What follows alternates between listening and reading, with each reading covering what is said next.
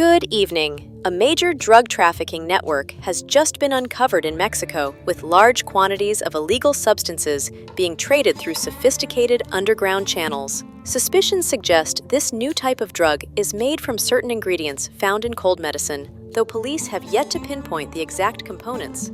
Despite this, illicit transactions continue openly, raising concerns about the growing drug trade. Tengo efedrina y pseudoefedrina de China. Pura. Suficiente para dominar el mercado de la metanfetamina. ¿Es confiable tu suministro? No negocio con basura. De lo mejor.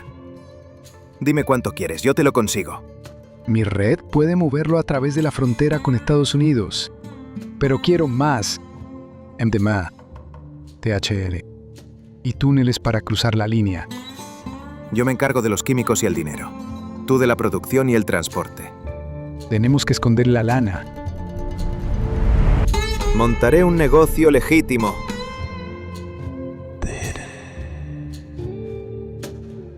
In a crumbling shack near the Shijiao Hotel, Shanghai, young Zhenli Yegon grows up in a crowded slum where the city's elite pass by like a distant dream. His family scrapes by, penniless and powerless, but a Shanghai proverb burns in Yegon's mind. No risk, no reward. It sparks a fire, driving him to crave a life beyond poverty. Sharp and determined, he studies law and English at East China University of Political Science and Law, mastering fluency and legal acumen rare for his peers. At 27, Yegon arrives in Mexico City, a chaotic, vibrant maze of opportunity and peril. He aims to sell Chinese cold medicines, but Mexico's market scorns his goods, favoring European and American brands. Working for a small pharmaceutical firm, he faces failure as unsold stock piles up.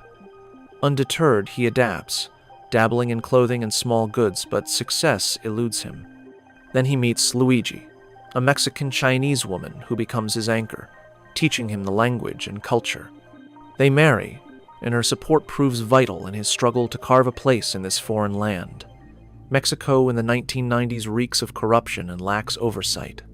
Amid bustling streets, Yegon, now seasoned in pharmaceuticals, spots a golden opportunity. Ephedrine and pseudoephedrine illegal chemicals in cold medicine is air, the key to methamphetamine, a potent drug storming the black market.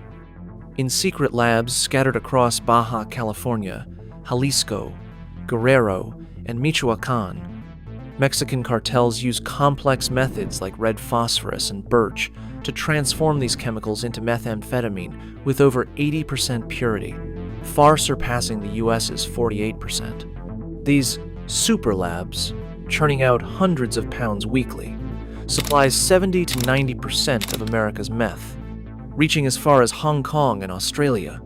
Yegon avoids the gritty work of production or street dealing. Instead, he founds a pharmaceutical company in Mexico, importing massive quantities of ephedrine and pseudoephedrine from China under a legal guise. He becomes the top supplier to Latin America's cartels, pocketing $14 million daily of fortune that staggers the imagination. When U.S. authorities crack down on domestic meth labs, creating a void the Mexican cartels eagerly fill. Their super labs scale up, and seized cold medicine containing pseudoephedrine skyrockets from 348 kilograms in 1999 to 3,381 tons by 2004, mostly from China and Hong Kong, funneled through Yegon's legal channels. Suspicion grows. Is his company, unnamed, truly making medicine or fueling the cartel's drug factories? Yegon is the linchpin. His chemicals, imported legally, bypass pharmacies and flow to clandestine labs. To hide the profits, he launders hundreds of millions through Las Vegas casinos, particularly the Sands, where he's a high-rolling VIP. His alliance with the Sinaloa cartel, the world's most powerful, deepens. In 1999, he partners with El Chapo, who seeks to pivot from cocaine to methamphetamine. Yegon supplies pristine chemicals. El Chapo handles production and distribution.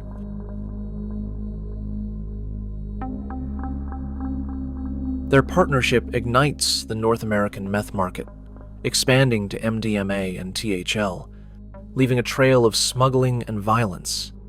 Leveraging his cunning and connections, Yegon secures Mexican citizenship from President Vicente Fox and an honorary congressional title. In Vegas, he spends lavishly to launder money and cement his status. Every move, every shipment, every basis calculated.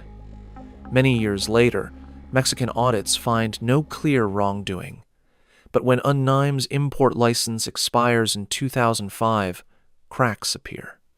Yegon and his staff are accused of smuggling chemicals from Canada, China, the UK, Germany, Israel, Hong Kong, and the US. Of 291 shipments, only 4 raise red flags. But they hint at a larger scheme. The chemicals feed cartel labs, not pharmacies. Along the US-Mexico border, authorities uncover sophisticated tunnels, stretching dozens of meters, used to smuggle drugs, evidence of the cartel's audacity, possibly linked to Yegon. On the 15th of March, 2007, the DEA and Mexican Federal Police raid Yegon's lavish Lomas de Chapultepec villa. Inside, they find a staggering $205 million in cash, stacked like walls, alongside foreign currencies, automatic weapons, luxury cars, gold centenario coins, and priceless jewelry. A half-built lab suggests plans to produce drugs. It's the largest cash seizure in the war on drugs, exposing Yegon's transnational money laundering empire. But Yegon is gone. Sensing danger, he fled to the US, believing he could vanish into its legal and social labyrinth. The DEA, relentless, tracks him to a quiet Maryland home near Washington, D.C. Agents shadow his every move, tense and meticulous.